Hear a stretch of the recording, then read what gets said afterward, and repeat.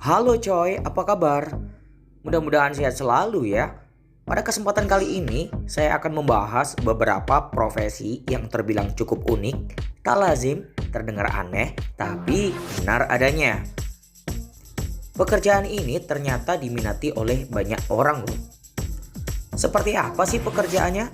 Mari langsung saja kita bahas yuk. Audio Jungle.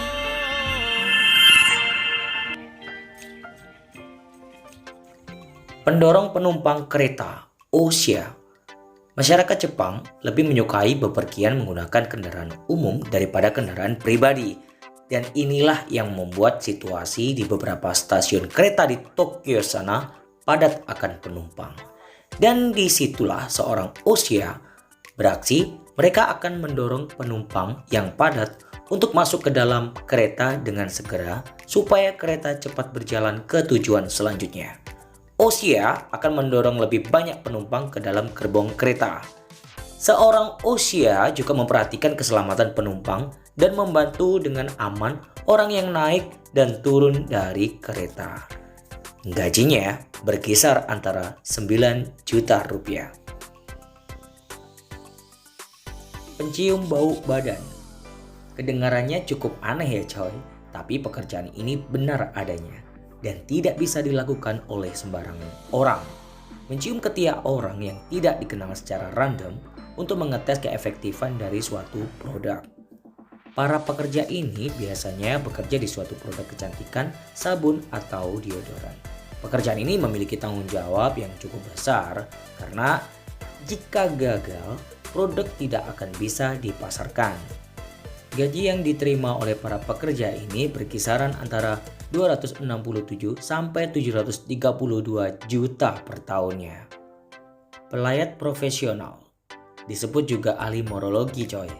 Ketika ada orang yang meninggal, beberapa orang pelayat profesional disewa oleh anggota keluarga untuk berduka saat pemakaman. Tugas pelayat profesional ini ya menangis, meratap, bersedih untuk menunjukkan dukungan kepada orang yang meninggal dan membantu keluarga melewati duka melalui ekspresi kesedihan orang lain.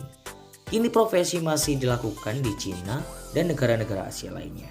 Kalau di Amerika, gaji yang diterima berkisaran antara 400 sampai 2 juta per orang dan per satu acara pemakaman. Prostitute tester atau pengecek kelayakan PSK. Sepertinya pekerjaan ini banyak diminati oleh kebanyakan pria loh coy. Bagaimana tidak? Di samping gajinya yang cukup menggiurkan, juga banyak bonusnya.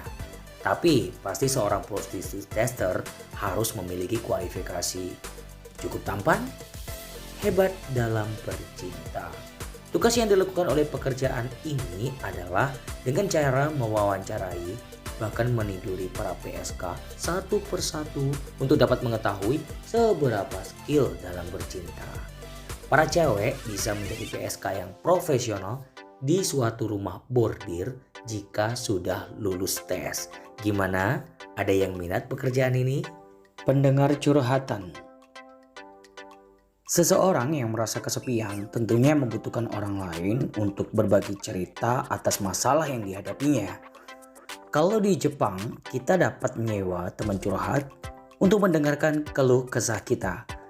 Seorang pendengar curhat dapat sebagai pengganti teman, sahabat, paman, bahkan saudaranya. Melalui sebuah aplikasi khusus, pelanggannya dari kalangan apa saja, termasuk cewek-cewek sekolah yang membutuhkan paman sewaan misalnya, dengan biaya 131.000 per jamnya. Pengguna jasa ini 70% adalah perempuan. Seorang pendengar curhatan mengaku dapat mendengarkan curhatan hati pelanggannya itu dari 30 sampai 40 orang setiap bulannya. Pelatih seks atau sex coach. Para pelatih seks ini biasanya diminta untuk mengamati pasangan yang sedang bercinta. Biasanya, pelanggan merupakan pasangan pasutri yang kurang puas dalam kehidupan seks mereka.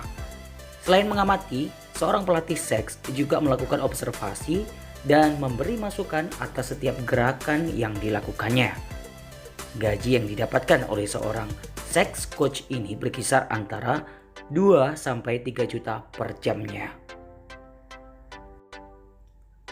Pembersih tempat kejadian perkara atau crime scene cleaning.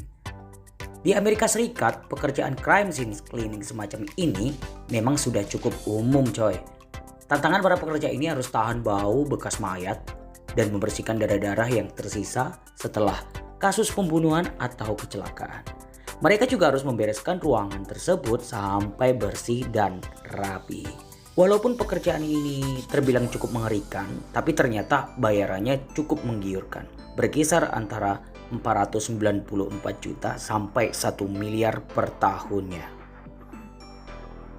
Pekerja asing palsu, fake foreign workers. Di Cina ternyata cukup banyak perusahaan yang membayar orang asing hanya untuk berpura-pura sebagai klien asing dari perusahaan mereka. Pekerjaan yang harus dilakukan oleh pekerja asing palsu ini hanya makan malam, foto-foto, dan beramah-tamah. Dengan begitu, sebuah perusahaan akan mendapatkan simpati dari pengusaha lainnya. Syarat dan kualifikasi untuk menjadi pekerja asing palsu ini ternyata cukup spesifik. Harus berkulit putih, ala bule, memiliki pakaian bagus dan terlihat mahal. Kalau perlu, mobilnya juga harus mahal. Inseminator. Apa itu inseminator? Yaitu seseorang yang melakukan kawin suntik pada hewan seperti sapi, kuda, kerbau, kambing, dan lainnya. Jika dalam inseminasi buatan hewan, kuda misalnya, itu hanya menampung sperma dan menyuntikkan ke dalam rahim kuda. Tapi lain halnya pada hewan gajah, seorang inseminator itu harus rela masuk ke dalam lubang pantat gajah untuk menyuntikkan sperma gajah itu sendiri. Audio Jungle.